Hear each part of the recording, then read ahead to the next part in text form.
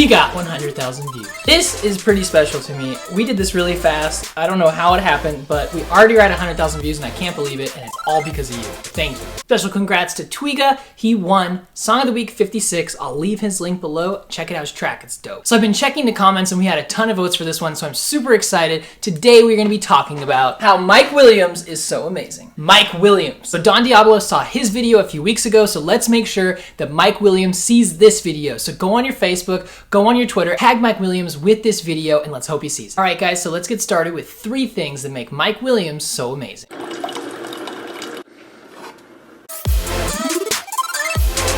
The first reason why Mike Williams is so amazing is because of his smash hit, Sweet and Sour. Now, obviously, Mike has more to him than just this hit, Sweet and Sour, but this really was the one that put him in the spotlight, so let's examine why. He kept the identity of this track a secret. Mike Williams and Spinnin' Records decided to keep this track an ID track and not reveal at first that Mike Williams was the one who made it. They even went as far as not letting Mike play it in his sets. The reason why this is so powerful is because it started a massive buzz, and everyone wanted to know who made it because the track was just that epic. Once it was revealed it was Mike, well, you could say it was worth the wait. He got so much exposure, probably more exposure than he would have got if he would have revealed it was him in the first place. Now, I don't believe that this will work with every release or that it's the magical secret to having just like the best release ever. Because Mike had the power of Spinnin' Records to back him up. So if you're gonna use this technique, just make sure that you know people will believe you later when you say it was you who made the track. Also, the track had a super catchy melody and an epic drop. Mike Williams did exactly what he set out to do with this track. He created a catchy melody that would get stuck in people's heads and a very unique and high energy drop. When Mike is in the studio with a new track, he says that he starts with a drop and builds the rest of the track around it. I see Mike's point here because you can have the best verse or the coolest break, but if you can't find the drop, then the drop is not going to find an audience. Mike also says that he likes to add a lot of layers to his tracks. Now, adding layers to tracks can be risky, mainly because if you add too many layers, there's a lot to deal with and the track can end up sounding muddy. So you gotta know how to do it right, and obviously Mike knows how to do it right because his tracks are super epic. Mike takes his time and only releases fire tracks. This is a great trait to have, so take your time and don't release music that is half done. It's better to wait a little longer and release something that's really going to be successful than to release something that's half done just because you want to get it out. Obviously, you don't want to wait forever to release something, but next time you think something is totally finished, get some feedback from a friend or compare it to a great reference and make sure that it's sounding good. You don't need a big label to accomplish a massive release. What you need is a great release plan. Next time you finish a track, before you submit it to teammbl.com or upload it straight to Spinnin' Talent Pool, take some time to plan a proper release. You'll be surprised how much of a better reaction you'll get from your audience. To do this, my best advice is to create a Google Doc categorized with where you're going to send the track,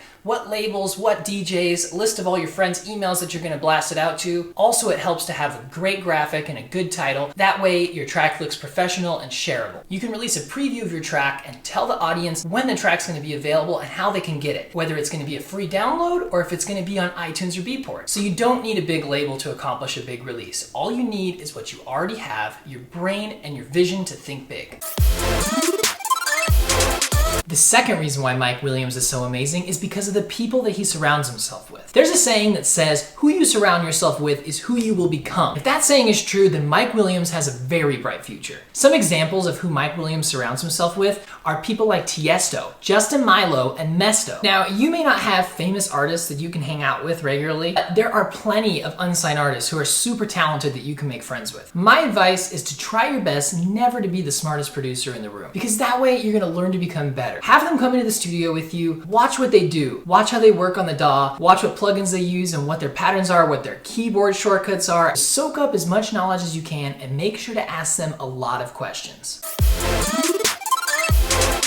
The third thing that makes Mike Williams so amazing is that he's a super down-to-earth guy. While I was researching Mike Williams, I watched a lot of his videos, and I did definitely notice what a humble and nice guy that he was. Now you may be asking, what does being a nice guy have anything to do with being successful in EDM? In my opinion, it has a lot to do with it. Let me explain. In today's fast-paced and competitive music environment, it is more important than ever to build loyalty with your audience. You don't want people to just follow you. You want people to share your content with all their friends and keep coming back for more. So in the words of my grandpa, don't just have a good time, give a good time too. That's just something my grandpa used to say. Doing something as simple as responding to your fans' comment, giving real feedback on another producer's track, or sharing someone else's content can build lasting loyalty, which will help you build your brand. When you can, take a few extra minutes out of your day and tell your fans how much you love them. I love you guys.